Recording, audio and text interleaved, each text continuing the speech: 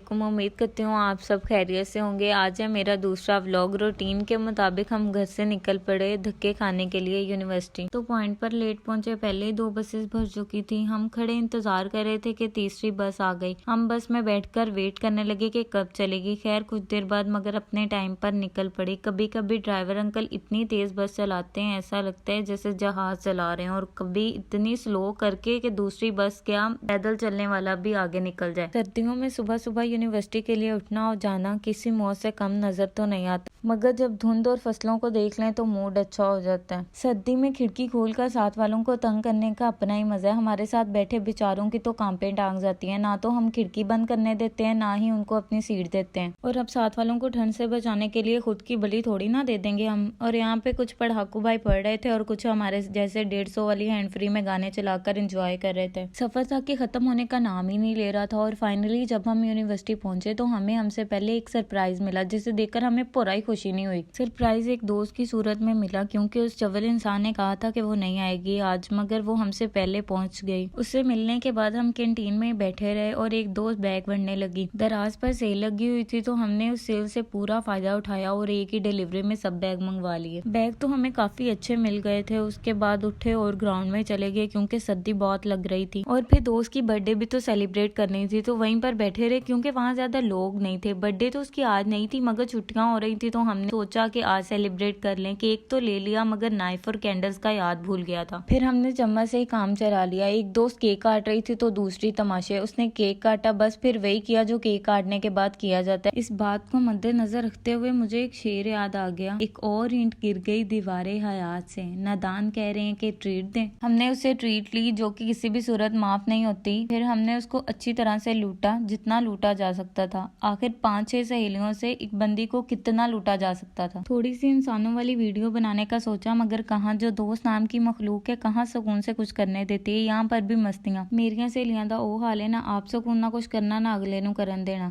वहाँ से उठे और डिपार्टमेंट की तरफ चल पड़े। वहाँ फ्री का नेट लेने के चक्कर में बाहर बैठ गए और मूवी डाउनलोड करने लगे। हम सारे बेचारी शक्लों वाले गरीब लोग, पैकेज होता नहीं, फिर फ्री के नेट के चक्कर में रहते हैं, या जैज के आश्रय के शायद उन्हें तरस आ जाए और वो फ्री के एमबीज दे दें। काफी लंबे इंतजार के बाद जब मूवी डाउनलोड हुई तो लैपटॉप की चार्जिंग खत्म हो गई। फिर हमने सोचा कि हम एक दूसरे के लिए पनौती हैं, एक मुसीबत खत्म नहीं होती कि दूसरी आ जाती है। खुद को तसल्ली दी कि कोई नहीं, छोटी छोटी टोलियों में बड़ी बड़ी बातें तो होती रहती हैं। थोड़ी देर ग्राउंड में बैठे और फिर वहां से भी उठ गए, क्योंकि सुकून तो सिर्फ कब्र में है, वैसे तो हमें आना नहीं। फिर हम कैफे पहुंचे, चॉकलेट ली और बर्थडे गर्ल को दी, और फिर सहेलियों के रोड़े शुरू हो गए, जो कि मामूल के काम है। कैफे पहुंचकर हमने पहले पर्ची कटवाई। पर्ची कटवाते वक्त ऐसा फील हो रहा था जैसे हम टूल प्लाजा पर पर्ची कटवा रहे हो। खैर हमें क्या, हमें खाने से मतलब था। खाने से पहले थोड़े पास पास बैठे लोगों को कैप्चर किया, जो कि हमारा दिल जलाने के लिए काफी था। फूड पॉइंट पर रुके अपना ऑर्डर लेने के लिए। समोसे और दही बड़े लिए, जो कि टेस्ट में बस पूरे सूरे थे, मजा नहीं आया। सोचा कुछ मीठा हो जाए दोस्त के इस दुनिया में आने की खुशी में। खैर इस दुनिया में आकर कोई एहसान तो नहीं किया, उल्टा धरती पर बोझ ही डाला है। फिर हमने अपनी औकात पर वापस आते हुए पैसे इकट्ठे करने लगे। जैसे तैसे करके पैसे पूरे हुए तो आइसक्रीम लेने पहुंच गए। आइसक्रीम खाते वक्त ऐसा महसूस हो रहा था कि बस पैसे जाया किए, जो कि हमारा मामूल का काम है, पैसे जाया करना। फिर हम ग्राउंड में पहुंच गए। जैसे हम पैसे डुबो के आए थे, वैसे ही सूरज डूब रहा था। गम को हल्का करने के लिए सस्ते फोटोग्राफर बन गए और कुछ एस्थेटिक फोटोज लेने लगे। और हमें देखकर कुछ लोगों को खुशफहमी हुई कि हम उनकी वीडियोस बना रहे हैं। बंदा पूछे जे इन्ना ही डांसी ते बैठे क्यों। टीन भाई साहब हमें घूर घूर के देख रहे थे, जिद्दां असी उन्हां को उधार लेके भज गए हुई है। जब बस आई तो हमने बस पे चढ़ने के लिए थोड़ी धक्का मुक्की की और हमें सीट्स मिल गई और बैठ गए। अभी बस चलने में टाइम था कि हमारे कुछ भाइयों ने 2023 की जंग शुरू कर दी। पहले तो इस जंग में छुड़वाने वालों की भी अच्छी खासी धुलाई हुई। उनको मार पड़ते देखकर फिर एक ही कहावत याद आई, बेगानी शादी में अब्दुल्ला दीवाना। यहाँ तक की लड़ाई से तो हम इंटरटेन हुए, लेकिन बाद में जब लड़ाई कुछ ज्यादा बढ़ गई तो हम देखकर परेशान हो गए। सिचुएशन कुछ ऐसी हो गई थी कि जहाँ पे बसें 5:15 पे निकलनी थी, 6 बजे निकली। जाते हुए एक ही बात दिमाग में आ रही थी कि लड़ाई उनकी अपनी होती है और टेंशन सिर्फ अपने वालिदैन को देते हैं। रात काफी हो गई थी और 7:30 बजे तक हम घर पहुंच गए थे। और ये था मेरा आज का व्लॉग, जहाँ पर बर्थडे सेलिब्रेट की, वहाँ फड्डे भी देखे। ऐसे फड्डे देखने के लिए, जो कि हमारी यूनिवर्सिटी में आए दिन होते रहते हैं, मेरे चैनल को करिएगा सब्सक्राइब, लाइक एंड शेयर।